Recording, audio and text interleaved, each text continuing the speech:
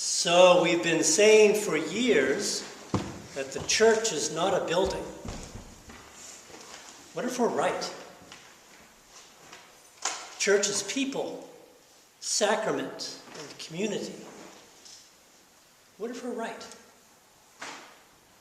What does God say through the words and life of Jesus?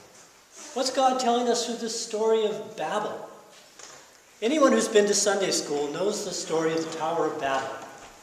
It's one of the very few stories in the entire Bible that's considered safe for children. You know, the people of Babel built a city, and they built a tower in it that reaches up to the heavens.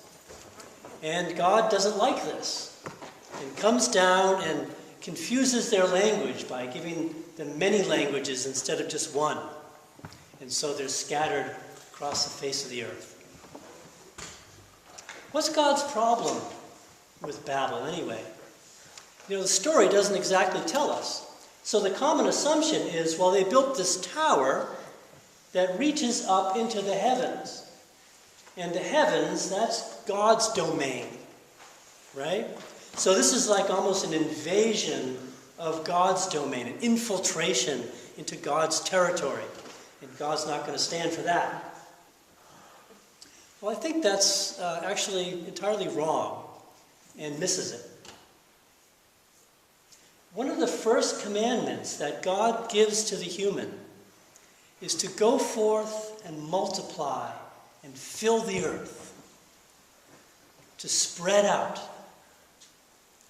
And the people of Babel say, no, we're staying right here and we're making a name for ourselves. God says, no, that's not the idea. This is the God who says, I don't need a temple. I don't want a house. I'm happy to live in a tent. And you should be guided by prophets and not ruled by kings.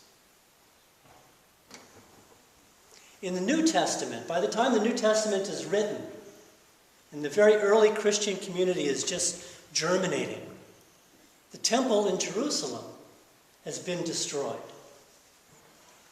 And so following the words and teachings of Jesus, this new community picks up that vision of spreading out.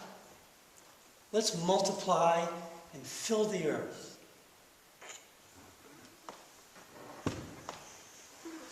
St. Matthew, when he's called by Jesus, is a tax collector. He's sitting in his booth counting his money. Jesus comes and says, Matthew, drop it. Come follow me. St. Barnabas, whose feast we celebrate today, St. Barnabas began his ministry by selling his property. Did you know that? He sold what he had to give it to this new Christian community. Why did he do that? They weren't building anything. They were building a community.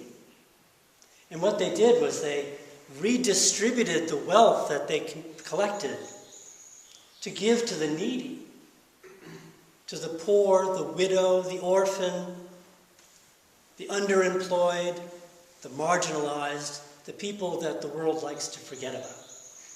That fired up Barnabas. A tower is a vertical monolith. God says, I want horizontal growth.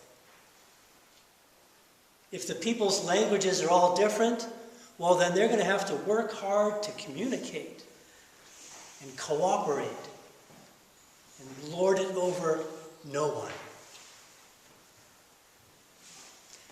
Maybe the church has gotten it all wrong. For these 2,000 years, maybe the church isn't supposed to be centralized in Rome or Canterbury or under any steeple. Maybe the church is supposed to be spreading out. Maybe God has come down now again to say, Still not quite right. The crisis that faces the whole world is the same crisis that faces the church. If we don't make radical change will be done to us. The good news is we can change, and options are available. The terrifying news is we can change, and options are available. But what if you remove the tower? How do we get access to God then? Doesn't God withdraw back up into heaven and be completely out of touch, out of reach, without that tower to ascend to heaven? No. Have we learned nothing since that first Pentecost? God is near. God is with. God is among. Jesus says it's the Father dwelling in me that does the work. The Spirit in me does the work. Jesus says it's the Spirit in you, with you, and among you that does the work. Thanks be to God. Amen.